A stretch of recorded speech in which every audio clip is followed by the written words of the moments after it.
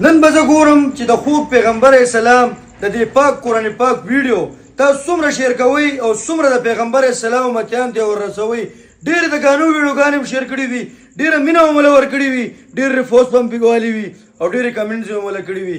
راشئ د الله د کلام مخکې نورو ګروپونو کې واچوئ، د الله رضا لپاره یې شیر کړئ.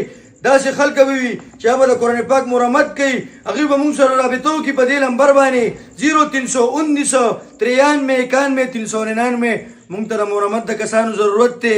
موږ سره کسان شته خو کم دي، ځکه چې موږ سره په زرګو قرآن پاک پراته دي. دا به ستاسو په دې یو شیر کولو باندې جوړېږي، ځکه چې یو مرمت والا وي چې هغه موږ سره په دې نمبر باندې رابطه وکړي او دا قرآن پاک به جوړ شي. دې کې به سړی کاري کېږي، علم کېږي، به عبادت به یې کوي، په ناظره به ورکې ختم کوي او ثوابونه به چا ته رسي. دغه یو شعر کولو والا ده. د یو څو خبرې به انشاءالله تاسو سره اکثر به یې وکړي.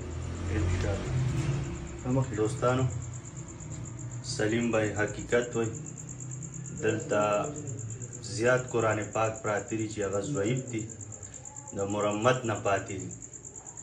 نو 15 نه چې 20 مرمت والا شي که نه نو هم به کم وي. نو دا پیغام نورو مسلمانانو سره شریک کړئ.